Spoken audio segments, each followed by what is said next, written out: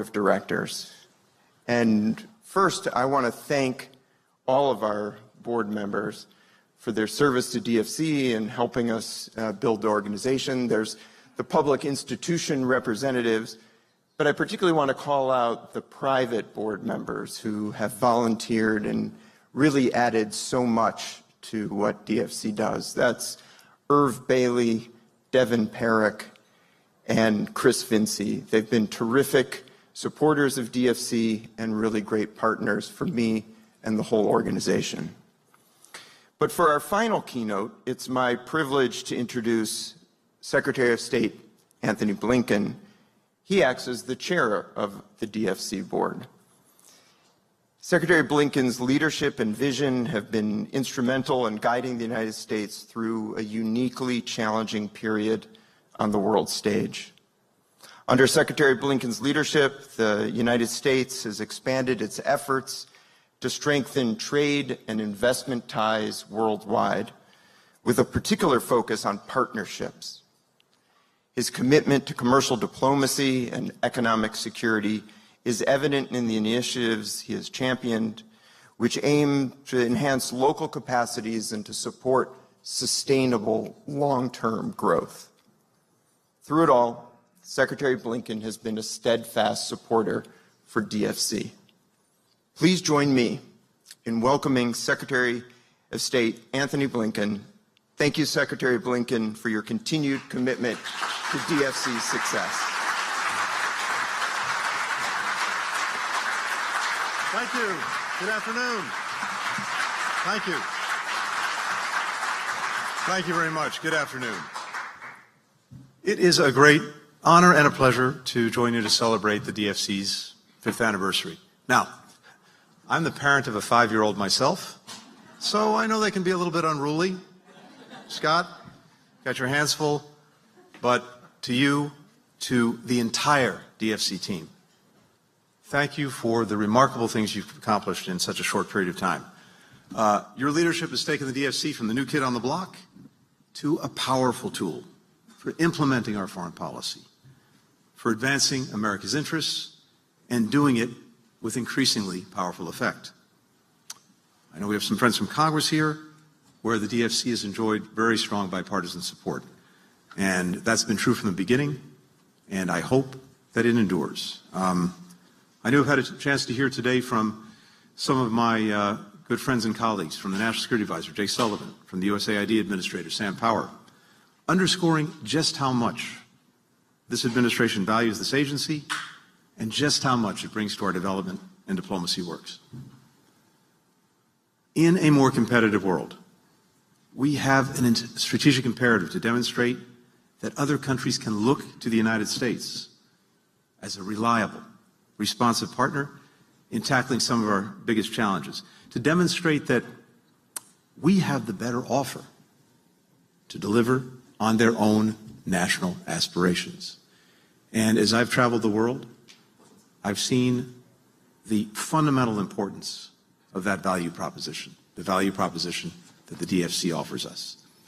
From enhancing food security to addressing the climate crisis to promoting inclusive opportunity, DFC's been the tip of the spear in all of our efforts, committing now a record $12 billion across 44 countries just in this year alone.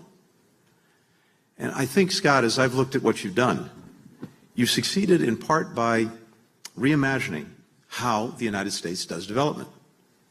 Not only does leveraging private capital allow us to invest significantly more than our traditional foreign assistance would allow, it also yields returns that can be reinvested in other initiatives.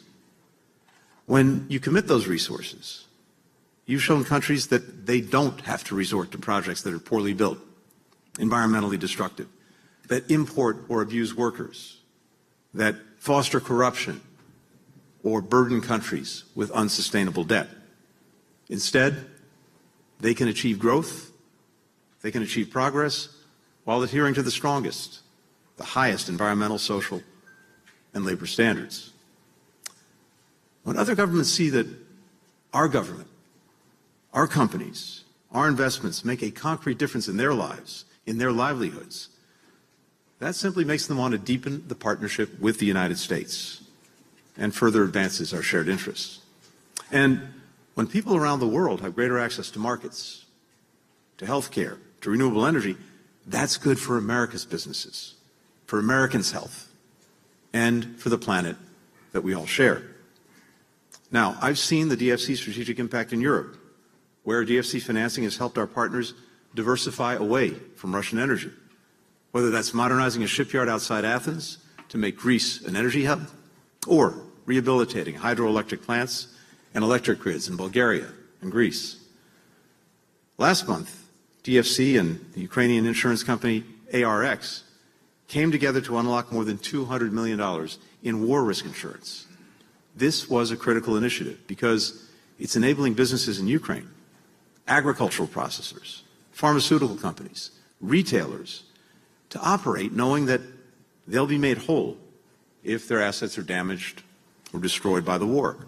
And that, in turn, has allowed Ukraine to invest more and more capital, private sector investment, supporting its economic recovery, allowing it to remain resilient faced with the ongoing Russian aggression. We strengthened the supply chains that we rely on for semiconductors, for critical minerals, and other elements and items essential to modern life. Earlier this year, Scott and I were just talking about this, I had the opportunity to be in Angola, where I saw some of the investments that we've been making in the Libido corridor. Through the Partnership for Global Infrastructure and Investment, including DFC financing for railways, ports, and mines, we will provide electricity for more than 2 million people. We'll cut around 900,000 tons of carbon emissions every single year. We'll create thousands of jobs for Americans and Africans alike. We will bring critical minerals like copper and cobalt to global markets in a sustainable, non-exploitive way. As President Biden said when he was in Angola just a week or so ago, Libido is a game changer. We've also bolstered global health systems against future pandemics, with DFC committing millions to increase vaccine production from India to South Africa. So, when the next global health crisis hits, our friends will be less dependent on our competitors for life-saving vaccines, for therapeutics, better prepared to contribute more to the global response and to the needs of their own people. DFC has accomplished all of this by becoming more effective, more forward-leaning as an agency, doubling the workforce, expanding the overseas presence, deepening collaborations with peer institutions. So as I'm looking out at the challenges that we'll have to face in the years ahead, it is clear to me that we need the DFC, and we need the DFC to do even more in more places than ever before. We're working closely with Congress in our final weeks to reauthorize the DFC in a bipartisan way to strengthen its toolkit for the future. What does that mean? A few things that I think are worthy of emphasis. I think it means expanding the number of countries where the DFC is actually eligible to operate. This would bring DFC in line with our other development finance institutions and enable the DFC to work within limits in strategic sectors, critical minerals, energy, transportation, communications, not only in low and middle income nations, but also in high income nations when it displaces our competitors. It means increasing the DFC's financial firepower by doubling the total amount it's able to have invested at any given time, from $60 billion to $120 billion. It also means shifting the way the DFC is required to treat so-called equity investments. When the DFC buys equity in a company, it owns part of the company outright, giving it a full seat at the table when it comes time to decision-making, which partners to work with, which standards to meet, which projects to take on. That helps companies and investors, including the DFC, succeed and succeed financially. But today, DFC has to treat its equity investments like a grant that will never show a return on the money, instead of the lucrative and strategic investments that they so often are. Taking into account these expected profits would enable DFC to substantially increase its equity investments and take more risks in strategic sectors. Now, these are actually relatively modest changes, but I'm convinced that they would make the institution even more effective and, as a result, even better able to deliver for the American people and for people around the world. This is a great story to tell. And it's a story that we need to tell more places, in more ways, and even more effectively. Because I think as we tell the story, we'll get more and more sustained support for the work of the DFC. What the DFC is doing is really one of the best examples of how, when our country gets in the game, when we have something tangible to offer other countries around the world, we really are the partner of choice. And if that's the reputation that, with Scott's leadership, you've been able to establish just in 5 short years, I can only imagine what DFC will be able to achieve over the next 5 or over the next 50. So to each and every one of you who's been involved in this enterprise, to those of you whose support is so essential, please keep at it. I know, I can tell you firsthand, it's making a powerful difference. You're making a powerful difference. This institution is making a powerful difference. Thank you so much. And really, Scott, to you, thank you for your exceptional leadership. Thanks, everyone.